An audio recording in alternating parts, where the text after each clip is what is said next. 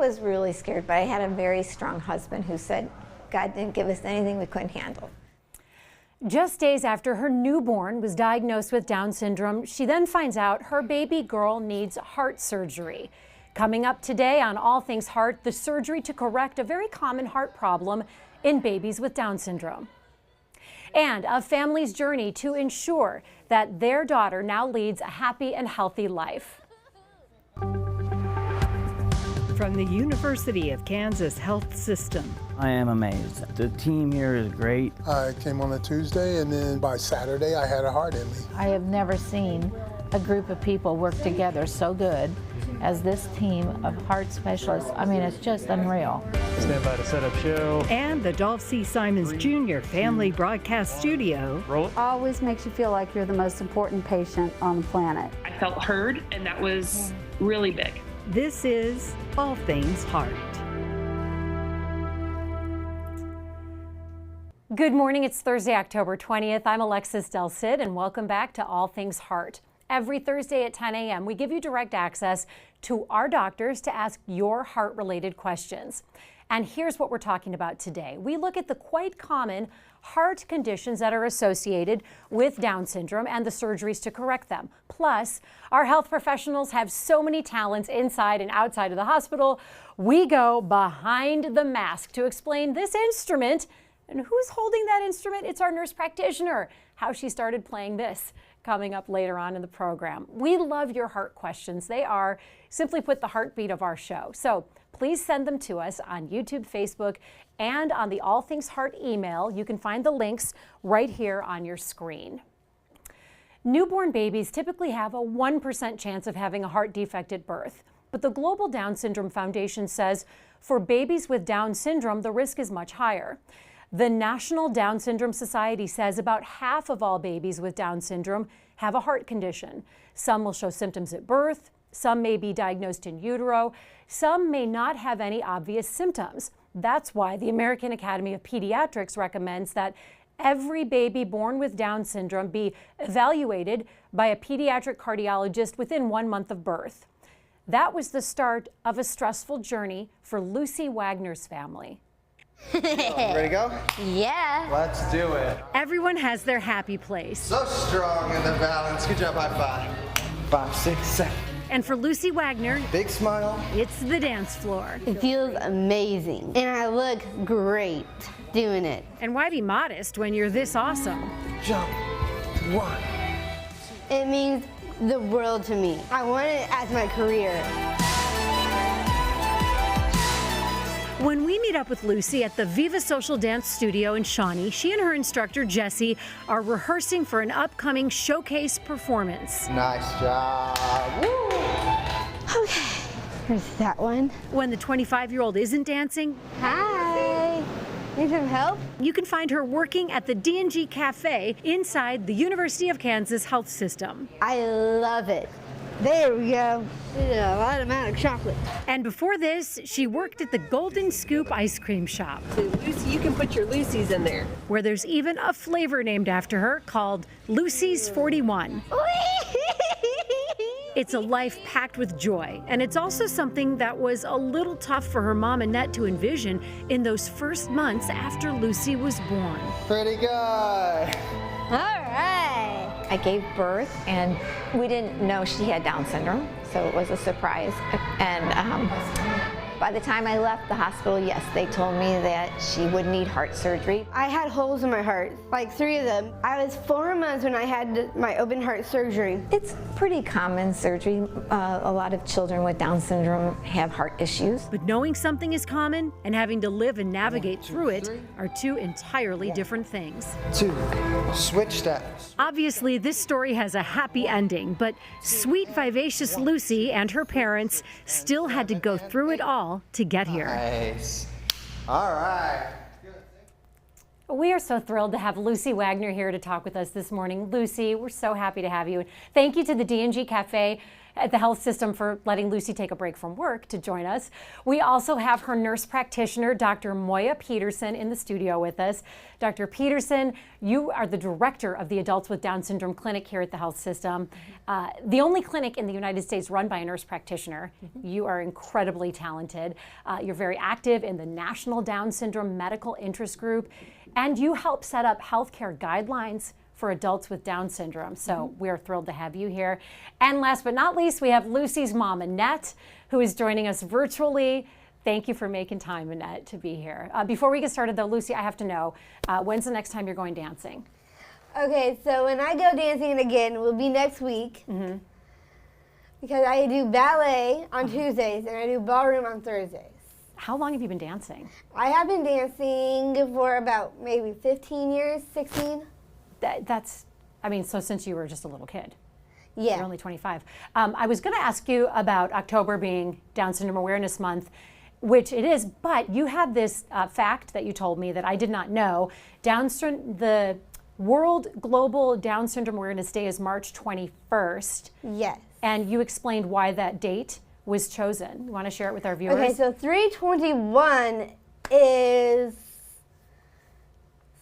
a copy of the third chromosome, the chromosome 21. Okay. And they did the third month, which is March, and then the 21st of March. So 321 is World Down Syndrome Day. You learn something new every day. I didn't know that. That's pretty cool. I want to ask Annette. Annette, being a mom is already filled with emotions that are often stressful, no matter what situation you're in. So walk us through those first few months when you also learned that your baby was going to need heart surgery. It was scary. I was a first-time mom and an older mom, and of course, having the diagnosis of Down syndrome was, I didn't know she was going to have Down syndrome. And then to have, heart issues, when they sent me home, they just said, if she goes into cardiac arrest, bring her in. And I'm like going, cardiac arrest? How do I know that? And they said her fingers will turn blue, or toes. And so it was scary, but we were very healthy in our household. Nobody could touch her without washing their hands. And then I guess she didn't gain very much weight. So at 4 months, they decided that it was time to get her little heart fixed. And fixed it was. Yes. I'm so glad that you're here. This is such a good, like we said, it's a happy ending, but this family had to go through it to get to the happy ending. Dr. Peterson, you treat hundreds of patients in your clinic. Why is Down syndrome often related with a heart problem?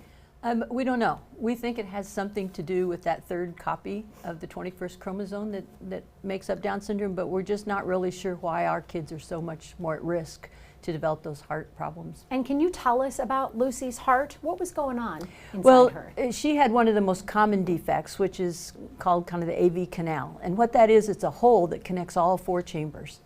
And so that's problematic. Then she also had, I think, an atrial septal defect, which is a hole at the top that connects the 2 top chambers. And I think those were mostly the heart defects that she had. So basically, she was mixing the venous blood with the arterial blood, and her lungs weren't getting enough oxygen, and her body wasn't getting enough oxygen, and so it has to be repaired or they can't grow. And so does it always require surgery, or does some That particular defect usually always requires surgery, yeah. Lucy, what's it like to sit here and hear everybody talking about your heart and how stressful it was when you were a baby? Because you probably don't remember. I don't remember because I was most likely knocked out because I don't remember it. Right. Because I was only 4 months old when it happened. Is it weird to see pictures of yourself when you were a baby, or are you used to seeing them? It makes me cry. It does. Well, it makes people cry. They're so happy knowing that you're okay now. Yeah. You're clearly loving life.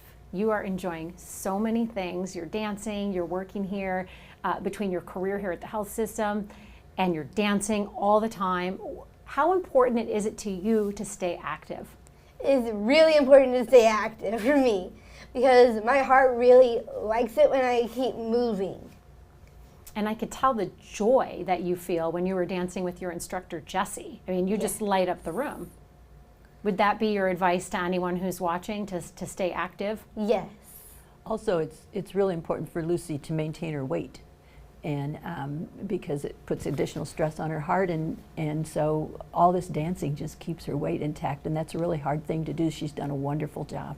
Oh, absolutely. That's it's such a great exercise and great passion to have. And as Dr. Peterson, you were saying, we know exercise is so important. So are there other things that your clinic, the Adults with Down Syndrome Clinic, connect patients with? Do you help guide families towards activities and different resources so they can thrive in their everyday life? We try.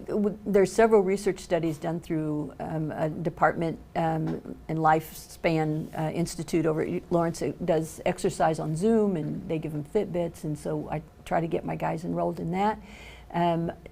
Down Syndrome Innovations here in town has a lot of programs, but you know, mostly my folks do a great job, like Lucy and her family do a great job finding those resources out in the community that'll keep their kids involved, and a lot of the community centers have exercise programs that the kids can get involved in. So mostly it's the parents come to me and tell me what they're already doing.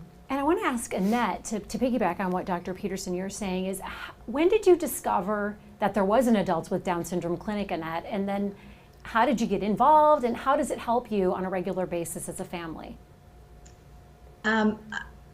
We had a pediatrician early when she was little, and as she started aging, you had to move from pediatrics to adult. And I think I Googled KU Med and found Moya's name, and we had kind of learned about it as she was growing up, about the adult Down syndrome clinic through KU.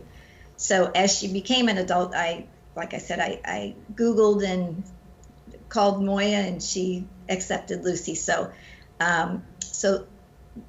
Kansas City has a really good resource of people and community outreach programs that help people, especially with Down syndrome. I feel like we were really blessed to live in the area we are in. So, so having Moya be part of our life has been just so awesome, because she understands where our kids are, and she understands where us adults, as parents, what we need, and I love her because she talks to our kids like they're in the room. There are a lot of doctors that have talked to me and not looked at Lucy and spoken to Lucy. So as our kids age, they need to be seen and heard, and Moya is so awesome.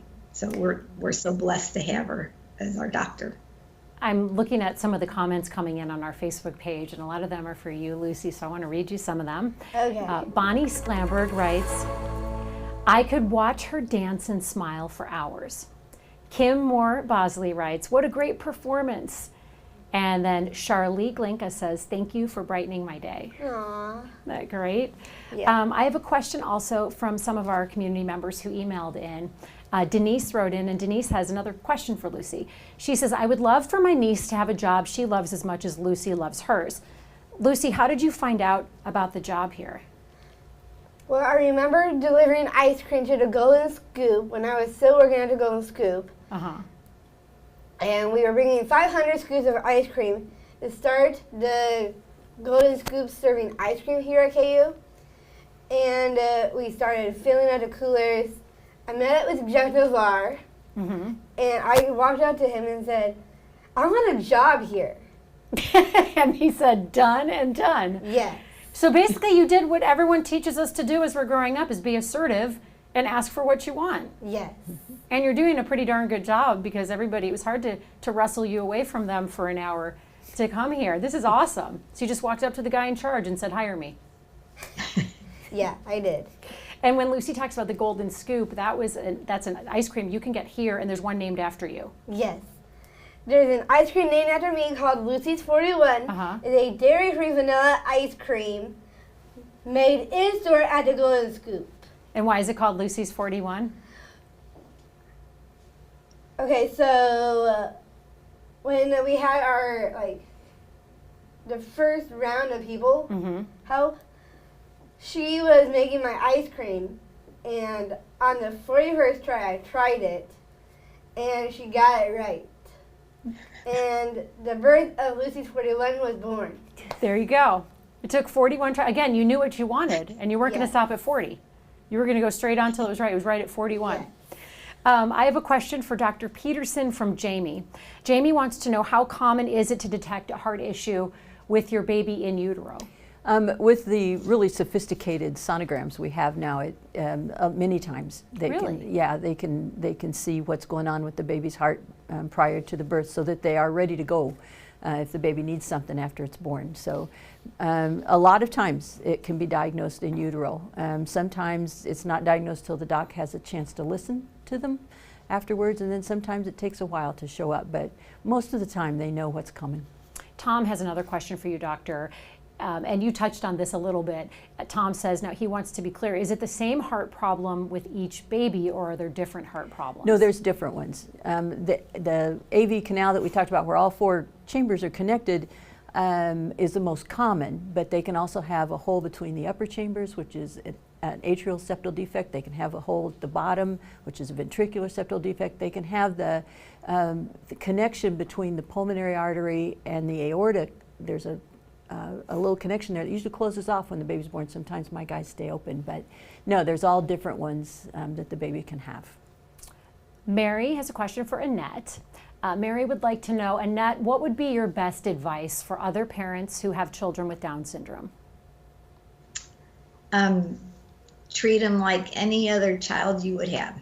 I mean, you just, that's what would be my advice. Treat them like any other child. David has a specific question. This is very specific. This is for Lucy and Annette. He wants to know where you take your dance lessons, Lucy. Okay, so I take my dance lessons right now it was at Viva. But we're moving over to Café. And it's hosted by Jesse and all other instructors. Annette, how did you find Jesse? He was delightful. Jesse I was introduced to Jesse by our case manager. It was a young man who came in our home, and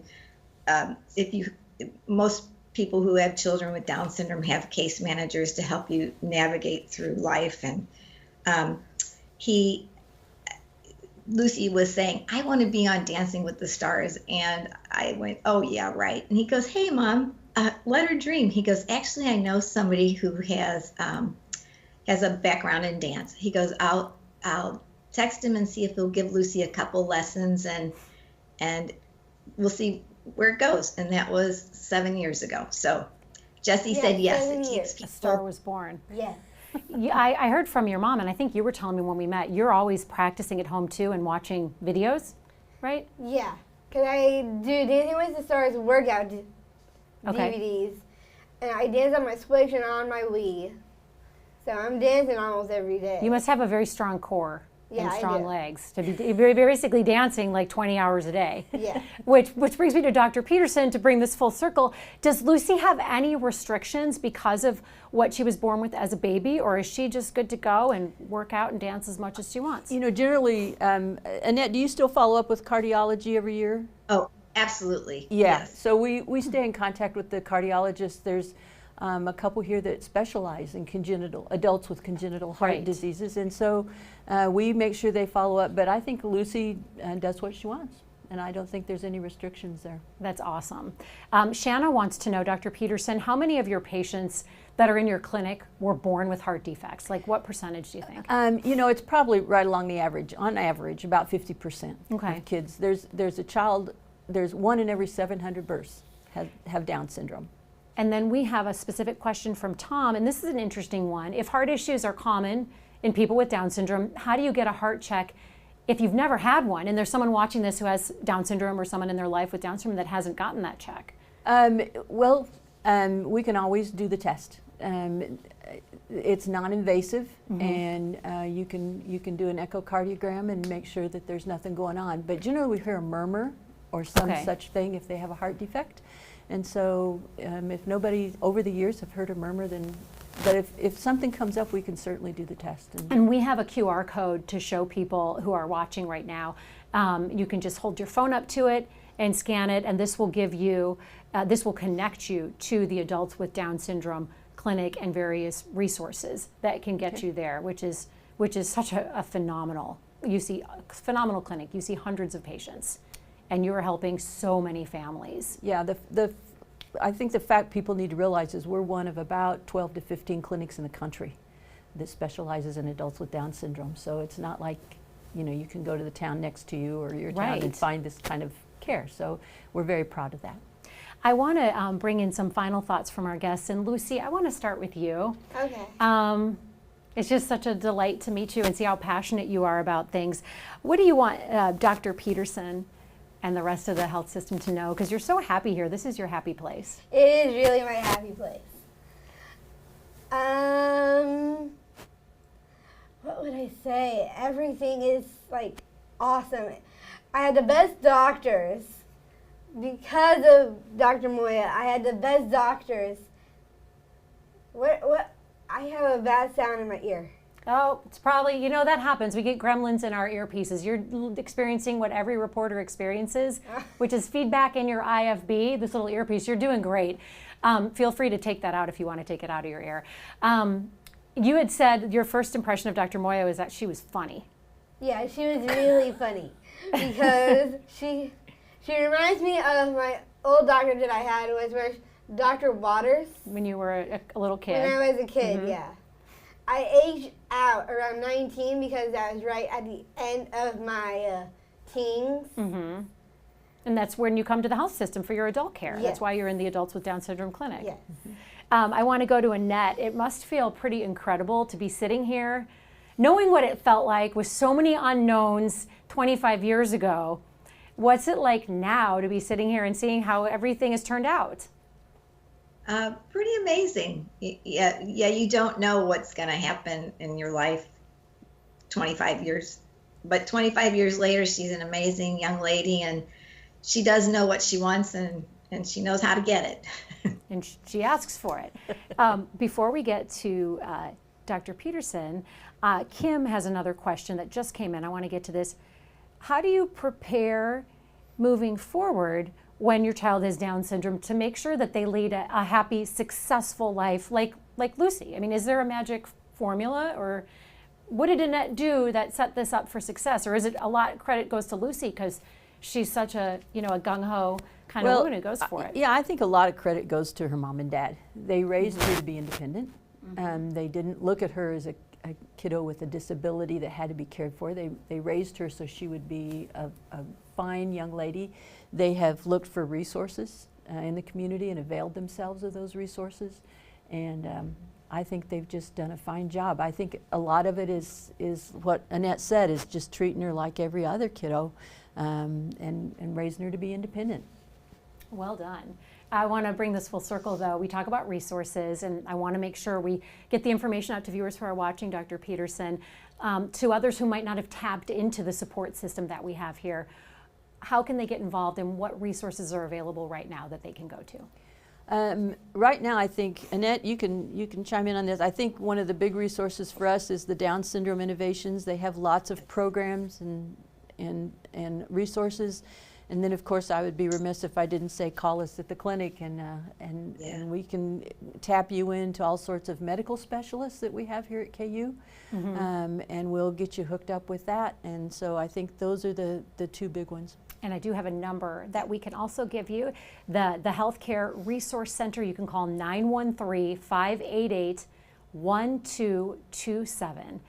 Thank you so much for sharing this information. And we're not done yet, because Dr. Peterson brought a prop to show us. So many of our patients develop amazing personal bonds with their care teams, which is why we bring you this next segment called Behind the Mask. It's where we give you a peek at what our healthcare workers love to do on a personal level. And boy, oh boy, Dr. Peterson, you have so many layers. You're a cyclist, a loving mom, a doting grandma, and you are a musician. You brought your musical instrument. Is called the auto harp. I had never heard of an auto harp before. How did you start playing it and how did you find out about it? I go to the Bluegrass Festival down in Winfield they have in September, and I heard some folks playing it and I just thought it was a wonderful instrument, and so I played. And so you went and bought one? Yeah. Brand new or used? Yeah, Like no, I wouldn't even brand know where to go for an auto harp. Are they at any? When you are of a certain age, your elementary school teacher played one of these for music class. Will you play for us while I ask you some questions, or do you need to look? Can you do it all at once? Let me play a quick little song that I've been practicing. Oh, okay. How many roads must a man walk down before you call him a man? And how many seas must a white dove sail before she sleeps in the sand? Yes, and how many times must the cannonballs fly before they're forever banned? The answer, my friend, is blowing in the wind. The answer is blowing in the wind. I can't tell you how many times my mom and dad sing that around the house. It's crazy. Well, we all know Bob Dylan. If we're of a certain age, did you know who Bob Dylan was before? Well, that's because my parents sing it around the kitchen. That was so good. Some of us know Peter, Paul, and Mary too, and they made it. Okay, so backstory, I asked Dr. Peterson if she would play a few bars, and she was like, oh no, I'm not very good. And I was like, well, can you bring it and show it to us? And I might show it to you. I had no idea you had a whole thing, like a performance. This was incredible. We got front row seats to the concert. This is great. Thank you so much for sharing. Sure. As I'm thanking you all for being here, we got to show the pictures of your grandbabies and your kids just because, yes. I mean, we have to, but thank you for playing the music for us. Yeah, this is actually at Winfield, and this is my baby granddaughter, and we got matching tie-dye hats. Oh, nice. I love it. And then who's that? These are my kids. I have a boy and a girl, and yeah, I'm very proud of them. They both live in the area, and they're doing very well. I'm sure they're very proud of you. Yeah, they're very proud. These are my grandsons. Mm-hmm. They look like musicians, like they're going to be musicians. Well, one of them's starting, so we'll see how that goes. Or the Blues Brothers. The Blues Brothers. Thank you for joining us, and thank you, Lucy, for coming down. I know you're super busy with your job and your dancing and everything, so thank you for making time. Yeah. Dr. Peterson, thank you. Annette, thank you so much for joining us, and thank you to all our viewers for watching and joining the conversation today. This has been really fun. Coming up next week on All Things Heart. I was on a minesweeper, and then on the last 2 years, I was on a nuclear sub repair ship. From enemy attack to a near heart attack, meet the Vietnam veteran and the doctor here who saved him decades later. Thursday morning at 10. We'll see you then.